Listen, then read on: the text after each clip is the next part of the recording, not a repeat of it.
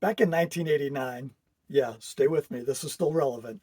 I was working at a convenience store, 24/7 convenience store during my college winter break, and I actually enjoyed it. It was an interesting job, and the later the night got, the stranger the customers got, and sometimes the friendlier they got as well. Um, anyway, I digress. This is not about fun retail customer situations, but I came home at about, I think my shift ended at about 4 o'clock a.m. And I got home to my folks' house. Everybody was still sleeping. I kicked back into my father's lazy boy recliner in the living room, still wired from work. Turned on the TV, and an infomercial came on, and it was from a guy named Anthony Robbins. You might recognize him as Tony Robbins now, but it was a captivating infomercial about living the dream and improving your life and all that. And I was in my, I think, third year of college at the time. Um, I felt like my life was mostly on track, but I had a couple of kinks like anybody who that I wanted to work out. But I also was thinking about the long-term dream, or my long-term dream, and how I saw my life going, which is kind of funny. Didn't go anywhere close to what I had projected or had dreamed of, but most things worked out anyway. Um, so anyway, I sat through the infomercial. Him and Fran Tarkenton, a former NFL player that you may or may not know. Um, and at the end, Tony Robbins hit me up for the 99.95 plus shipping for this cassette tape set. And of course, if you sign up now, if you order now, you get a couple of bonus tapes and all that. So I did, and I shelled out the money that I didn't even have. I put it on a Discover card, and I have to say that 99.95 was one of the best investments I ever made in my life. Crazy. Although I'm probably still paying for it, but anyway, yeah, I still have it actually, or I actually rebought it, but I hung on to the success journal that came with it, and it's looking back at my notes, some of them are kind of cringe, but some of them are fun. And well, Tony had this one particular concept called CBT, cognitive behavioral therapy, right? And maybe you've heard of that as well. But it's a powerful thing. So a lot of us sometimes ask, well, is resilience genetic or is it learned? And from what I've learned, and I've studied it quite a bit, it's a little bit of both, but it's mostly learned. So the genetic element comes from things like hormones like cortisol, serotonin, dopamine, those things that our body creates or uh, yeah, creates, and helps to fuel our fires, and also drives our thinking and our motivations.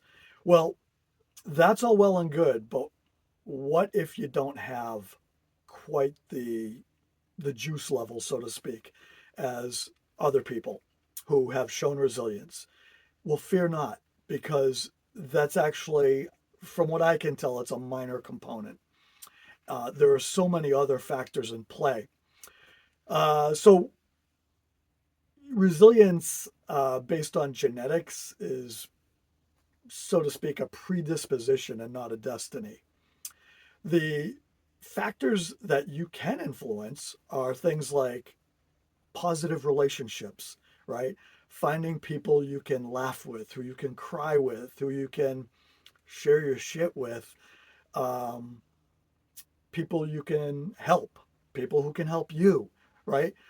Um, and I have to tell you, I guess I'm type A, but I'm becoming less of that over time. I used to be much more social than I am, but society has kind of worn me down. And part of that is, well, a big part is social media. It's people not being present, and I find that I'm happier by myself sometimes. That said, I really do think interpersonal connections are a big deal. And that's a big reason why I started this channel. Now, granted, interpersonal relationships on a face to face level are much more significant and beneficial than online relationships, but online relationships can be good too. Um, Also, as I mentioned, CBT, cognitive behavioral therapy. All right. So you can condition your mind to be resilient. You can process the trauma, the stress, the bad things that you've gone through and turn them into strengths, right? I don't want to give a whole lesson here. Maybe I'll go deeper on that another time. But if you're not familiar with that concept, I really strongly suggest that you dig into it. Also, having a sense of purpose helps, right? Like figuring out what your role is in life or what you feel it should be. And it doesn't have to be this grandiose concept, it could just be whatever you feel your purpose is in the day, in this moment. And then that's always subject to change. Heck, mine changed probably 50 times in my life. And it's still evolving, but that's okay. Just have a purpose, have something, have a meaning to wake up, a reason to wake up, right? And also hope. Hope helps as well. And the two can be linked to one another. Self awareness is another factor, and self care. So know your strengths and weaknesses. And that's hard to do, especially our weaknesses, right? Take a hard look in the mirror. Um, Figure out, where your insecurities are and work on those. Figure out what your strengths are, right? And maybe help people with those. Um, Self care, getting enough sleep, eating the right things, drinking the right liquids, beverages. And those are more significant than a lot of people give credit to. As I mentioned before, um, well, maybe I haven't.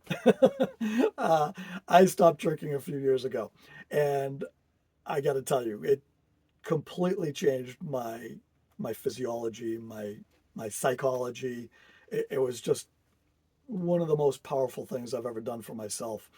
But and I have to tell you that if you smoke weed or drink booze, and I'm not preaching against these things, believe it or not, but what I can tell you is it's been scientifically proven that those things do not help much. In fact, they do more harm than good, both mentally and physically to our bodies.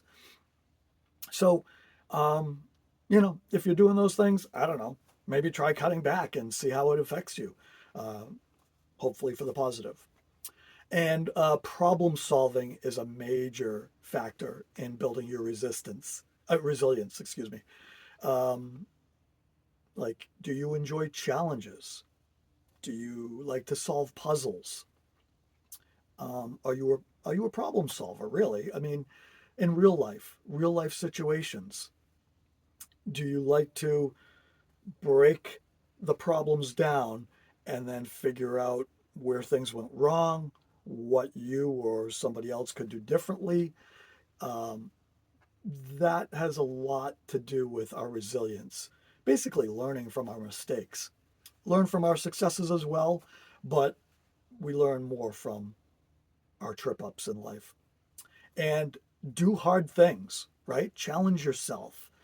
Um, if you haven't hiked a mountain, and it doesn't have to be enormous, but push yourself, give it a shot.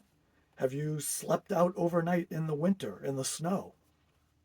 Give that a shot. Be prepared and learn about, you know, what to do. Don't just go out on your own in a summer sleeping bag. But the point is, challenge yourself. Do things that you haven't done before. Those all help you to build up your resilience, and they have nothing to do with our bodily or brain components. So you've probably heard the phrase, don't just survive, thrive, right? Well, the cliche is real. And that's a good mindset to keep, right? The whole idea is to grow stronger. Another cliche is what doesn't kill us makes us stronger. Well, hopefully you don't come close to death in order to learn something, but you get the point. So keep learning, keep processing, keep engaging with other people, find a friend, give your love, and stay strong. Thank you.